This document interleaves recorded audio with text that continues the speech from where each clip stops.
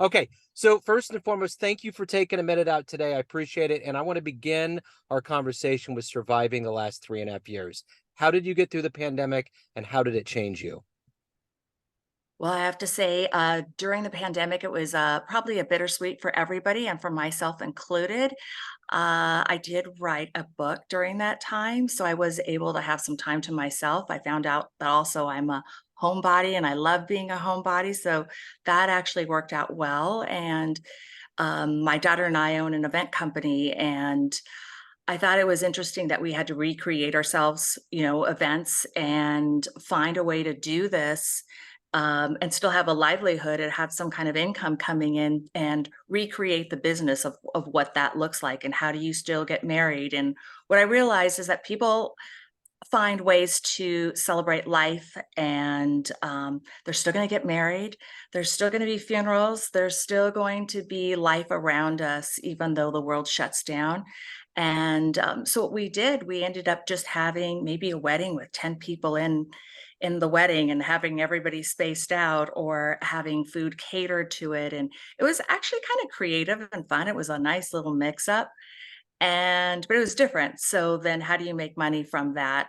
And it was I guess out of everything, it just told me that love perseveres, that we still find ways to get together. And I think that's what my biggest lesson out of it was like we need people and still love perseveres and we still date online and there's a whole lot that goes to that.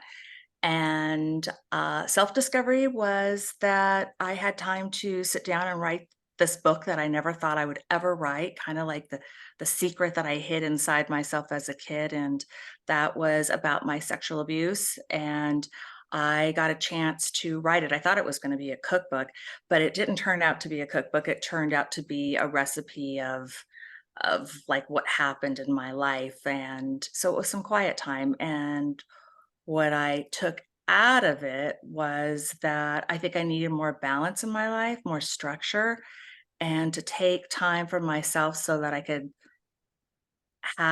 be okay. I think I realized like I have to set boundaries and tell people, no, I can't go to that because I'm actually better being an introvert and then having this extroverted side to it. So I just took some time just to be by myself and kind of write and create and in an inward way. And so that was really good. What Yeah. about you? Oh, I just, I have a special needs son. He's 18 on the spectrum. I have a stepdaughter that's on the other side, and I just moved around, got out and saw the world. I did more interviews than I ever did. I interview jazz musicians primarily, and the timbre of their voice and the way that they carry themselves is always overwhelmingly positive and confident. So I would play the interviews on speaker and they would hear it. So it was a really good way of them to kind of keep that level of the glass half full, so to speak. So Mhm, yeah, mhm. it was. I mean, it had a monopoly on us. We had to find a way, and that's just what you do. It's the way life is. Right, right. I have a special needs son too. He's 30 now. He turned this 30 this summer. And I have to say, this was the best growing years of his life was during COVID. And he set some weird boundaries for me too. He asked me not to get on any form of technology on the spot for 2 weeks. And I have to say, it was one of the hardest Wow. challenges I had ever done. I was like, what? Yeah. He goes, "That means you can't check your phone, you can't check your computer. I mean, like, right now, you can't do any of that." And I thought, "Wow, like, Yeah. I would never do this." Yeah. It was just something just thinking out of the box a little Yeah. bit. Yeah, Yeah. that's amazing. So, yeah, my son just has a long arm on his 15th chromosome, so it's led to developmental delays, and yeah, it's just and I asked him at the end of the year. I always do kind of these goofy little podcasts with him, and at the end of 2020, I said, "How was your year?" And he genuinely said it was good. We moved right before it all happened in January, and just a new school, a new environment, all of these things that were different. And he just genuinely felt like it was a good year. And that at the end of the year made me feel good. It was really resoundingly nice to hear that. because Uh, at the end of the day, we have more mileage as adults than kids. So our we always worry about our kids, but you think during that time period, what's going to happen. And I think there's a level of resiliency, when you see everything, not one, two, or three things, but your whole world gets altered, you have to adapt to it. And there's a right. level of resiliency by osmosis that's going to happen. So that was kind of interesting to see play out. I So love that. No, that's it's very true. I have to say I also ached for everybody when I would watch what was happening politically, watching everything. I just had to turn off all yeah, media because I was kind of disappointed in humanity. Like yeah, I thought our I mean, it was just really upsetting. So I just had to like tune out and I thought, oh, I might be overly sensitive. But it was just like everybody was aching yeah, around the world. It was yeah, tough times, like really tough times. yeah, absolutely it was. Well, I want to get to the essence of what you do for a living. So what I want to do is I want to put you in front of a bunch of third graders. It's career day. One of the kids looks up and says, "Hey, what do you do for a living?" How do you answer that child? I tell them that I have 2 worlds. One, I'm a speaker and an advocate for sexual abuse survivors, and then the other one, just to create there's a creative part of my life, and I play with flowers and talk about love on the other spectrum of it, in that we both have as humans, sometimes we have darker spots and heavier parts of ourselves and then lighter things, and that it's okay to talk about both, and we're complex, and I would probably encourage them to talk about both, and we can't always talk about the sunny days. We have to take the hard days in there. Yeah. Well, it almost seems like your right and left brain get to commingle. You get to kind of, when one side gets exhausted, you get to jump over to the other side. You got a little bridge. Right. It's so true, but I think everybody has that. I think we're Yeah. just encouraged to talk about that. Yeah. It's survival for sure. And we have to have that. So let me ask you this. Tell me where you were born and raised and what some of these seeds that were put in you, obviously being a survivor and helping others go through very traumatic situations, and then having a creative side to help other people. How did these seeds get into you to want to help and to be a catalyst for that? Wow, that's I love the way you just said that. I think maybe it's just age. I'm older, I'm 60, and I think when you are fortunate enough to live long enough, then you really realize like the tough times, actually there's value in it and there's a lot to say about it. Maybe that's why our kids or young people come up to us because we have a lot to say. We've been around the block several times, and I think all the stepping stones I look at now, they were hard, difficult challenges, things I never thought I would be able to get through or express myself about. And they all add value now in some form of wisdom. And I think every horrible, horrific moment, whatever that may be, it's all relevant with that, bad hair day. That might be the worst thing that you may ever encounter. But every aspect of that has value, it has purpose. And to find that value, whatever that may be, I think that's um, kind of like vital. Like, Yeah. look at that gift, look at that silver lining. Yeah. So obviously, for you to achieve your dreams and to overcome things that you've had to go through, you need to have heroes. Who's been that for you? Oh, that's my son, Brian. He was born with a rare brain tumor, and he lost his ability to speak, to walk, and to eat. And he went to college, but the back door, it wasn't like the same way that most people do. And the fact that he's able to just express himself, talk. He lives on his own.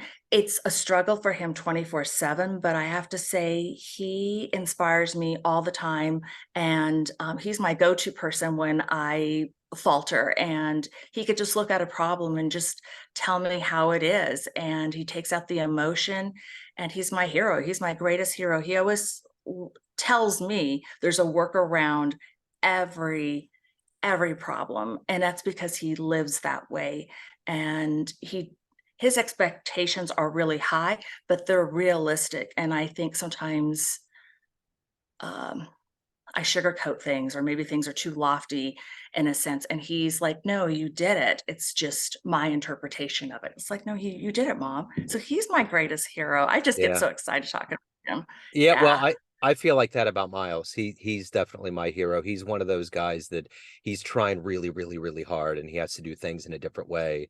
I mean, there was a time where I didn't think he was going to speak. I remember asking his speech therapist when he was like 3. I'm like, you can tell me right now if he's not going to talk. I can just let me know. And she was like, oh no, what's going to happen? And now I can't get him to stop talking. You Really? thought, oh man, he's talking to everybody. Yeah, he just loves people. He's a social creature. So it's just funny how life happens. You just think things are going to happen certain ways. But I was a new parent. I didn't know what I was doing, whether it was neurotypical or neurodivergent. I had no idea. So I'm just trying to navigate. It's like you're just trying to hit that flashlight, say, don't go out, stay on. And that's what we're Right. doing as parents. We're trying to just go through the darkness with as much light as we can. I love the fact that you're even hip on the term, because he told me, I'm not special needs anymore." I'm like, "Oh, okay, what are you?" Right. And he said, "Neurodivergent," is that right? Yeah, it's evolved. I'm trying to get to it. I Oh, try to interject the lingo. he told me the greatest thing. He said, "Do you know that everybody's special needs, mom?" And I was like, "Yeah, I think so." He goes, "There's something wrong with Oh everybody." yeah. That's Yeah. so that's brilliant. Yeah. I always think that um there was a poet that said at one point we're born geniuses and buried idiots. And the beauty of the special needs world is that they don't get the fences that we do. And they hold on to a level of innocence and wonder. Like Miles is still 18 and still recognizes all of the holidays.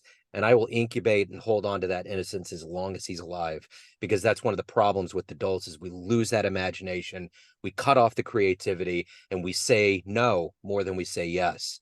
And that's not okay.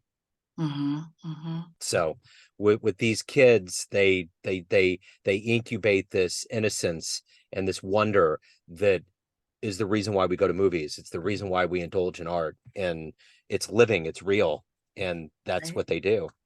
Yeah, is your son really into art? He is, yeah, he's more into sports. Yeah, he's an interesting mix of all of those things. But yeah, by osmosis, he's listened to so much music. I'm a visual artist. That's one of my paintings. So he's been to art shows and he has been a part of all of these things. So yeah, he's a palette, full of color. His real canvas is his clothes. When you see him, you're like, wow, like loud cat pants, tie-dye shirt, loud hat, whatever it is, but it works. He makes it work. He has turned into a fashionista in a way I never knew it was possible. I love that. Actually, my son's so into, art, and, which is interesting because the IT world, that's what he shines at. Um, that is a form of art too. So when I look Certainly. at him, he's very artistic, but he constantly draws, and, I'm he's got this whole paint room set up, and but what you have in the background is beautiful. Like, Thank you. it's extremely vibrant. I love it. Yeah, thank you. And yeah, I'm an IT guy by day. I'm an IT technician for a school district. So I go into rooms all the time fixing technology. So I understand that kind of level of it because it really is. There's a science and an art that goes into figuring out how things just die and come back to life. So Well, I can see that your son inspires you because, there's like a glow about you when you yeah. talk about there's like an energy.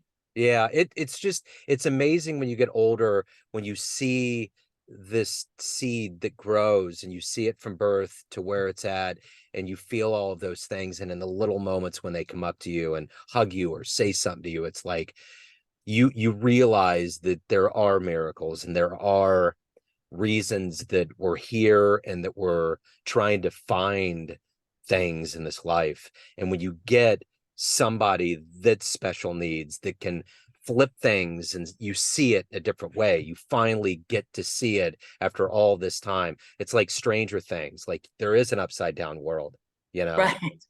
So That perspective, I think, yeah, they make you I love it. He always says, "I think out of the box constantly."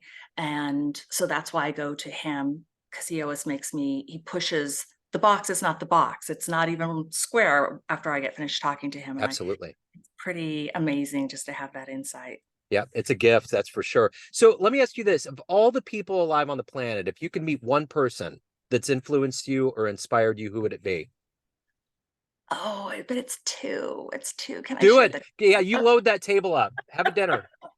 so I have to say, Maya Angelou, when I was a kid, I was looking for hope and inspiration, and I read her book. Oh gosh, it's an old book. Um, I can't think of it right now, sorry. But when I read her book and she was talking about her trauma and the way she wrote it, I was like, I stopped and I thought, she is not talking about mental health and trauma. I thought she is not. And then I would read it back and I thought, this is her life. She's taught, this is her story. And I have to say, I was like taken back. Also, Oprah, when I remember standing in the room when she talked about what had happened to her about the sexual abuse, and I still remember the way the room looked. I remember I was folding laundry. I'm holding up the washcloth, the towels for the kitchen, and I thought both of them. I thought if they could find the courage to express themselves and not hold shame around it, what would I do with that? How could I change myself and my family and friends and the people around me? And I was too afraid to even get past that. I just entertained the thought.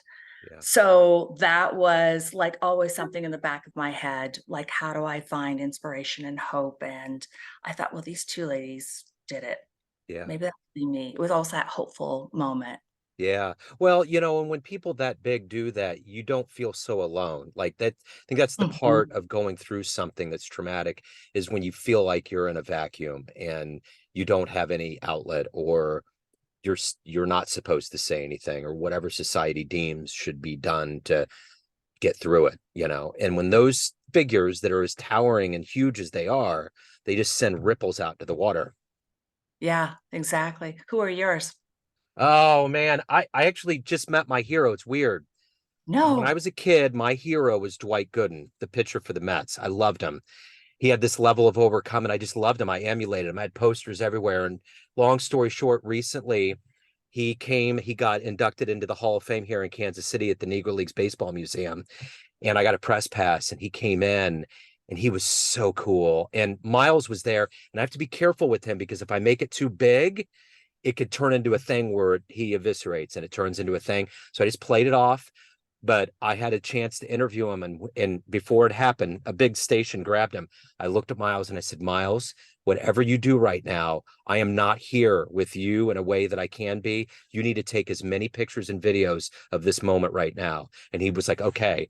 And he got a pose with them. I got to meet him. I interviewed him, and I still can't believe it happened. Like, you're not supposed to meet your heroes, but Dwight was one of the kindest people I've ever met in my life. It validates so much because I met the person and they were exactly what I thought they were going to be. Oh, that's really cool. And the fact Seriously. that You told your son exactly, like, you just played it out and just knew exactly how he should be, and just wow. the moment before, like he didn't know anything. He just knew because he loves baseball. He knew there was going to be these Hall of Fame people and there was going to be all this pageantry. But as far as like what it did, and I remember telling him when I got out, his thing still to me is he was like, that's where you came out and your knees were wobbly. That's what he says. Because when I came out, I said, Miles, I am right now in a weird place. My knees are a little shaky. Something big happened. And I told him the whole story in the car about how I loved him when I grew up. And I said, what do you think about that? And he said, well, he's my hero now too. So it was pretty cool. It was a Love full that. circle moment. Yeah. So anyway, What? yeah, it's funny how life can happen. Mhm. Just got to wait long enough sometimes, That's right. you That's know? right. Yeah.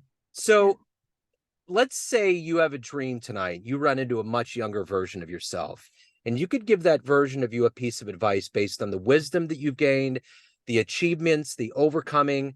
What advice would you give your younger self? Anything is possible. Like, think outside your box, recreate that box. to live kind of fearlessly, take those opportunities. Um, Fear is kind of in your mind, and just to step outside of yourself, just to think outside of yourself, step outside of your whatever you create, live fearlessly and live it fully. And even you can make a wrong a right. So of all of the things that you've done in your life, what are you the proudest of? I know it sounds crazy, but I think it's the way I raise my children. I I remember looking at, when I was a kid, and all these kids were like, "I want to be a doctor, and I want to be a nurse, and I want to be the president." And I remember thinking, because my parents weren't like the healthiest family. I mean, they were like okay, they were kind of going through life. And I remember thinking, how come nobody says, I want to have an amazing relationship with my partner and I want to raise amazing children? Because though that is the core. Why don't Mhm. people make that like the goal, like Right. a career? Because if you have that nucleus, then you probably could do anything. And I remember thinking about divorces too. I was just little, probably just way too much in my head. And I remember the teacher came up to me and she said, "What do you want to be, Cindy?" And I said, "I want to be an amazing partner to to my significant other, but my husband, and I want to have great kids." And she goes, "Well, that's not a career." And I thought it was. And Yeah. so, yeah. That's great. That's a great answer. That's so true because we do put all those values on it, and it should be the priority in our lives for sure. Um, so what's the motivation for you every day? Every day you wake up, you have these things that you want to do. What is that motivator for you that gets you through the day and that ultimately you get to achieve what you want to get done?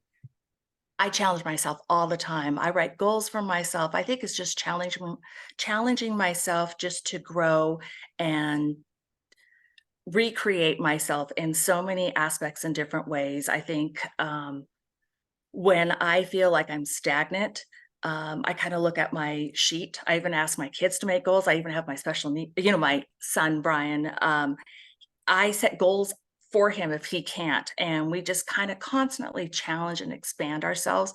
And through that, it just feels like life has just endless, there's no barriers and just growing and growing and growing. And that to me is the challenge of living life in its fullest. To me, that just sounds great. Although I do take the time to watch the grass grow, but Sure. I just constantly believe in challenging yourself. I get If it. it's scary, do it. Yeah, that's right. Jump out of the plane. So everyone out there has a perception of you, family, friends, clients, colleagues, but you ultimately lead the charge. What's your perception of you? Who do you think you are? Peace, calmness, um, happiness, um, simplicity. I don't really think that's it. Okay. I, yeah, That's good. Sometimes that question seems as though it can be a dissertation, but the simplicity is profound for sure. thank So, you. so if anyone out there wants to pick up your book, they want to learn more about you, anything about your world, where is the best place to go? Uh, So I love to hear from anybody. Everybody's walk of life is different. I'm just curious about people in general. But if you could reach out to me at www.cindytalks.com. There you could read my blog, reach out to me, find me on Amazon, and my book is called Under the Orange Blossoms. And I'd love to hear from you. I really would. Excellent. Cindy, this has been wonderful. Thank you so much for taking time out. You got a wonderful story. I appreciate it. Thank you, Joe. Likewise. Thank you. Take care. Okay. See ya. Bye now. Bye-bye.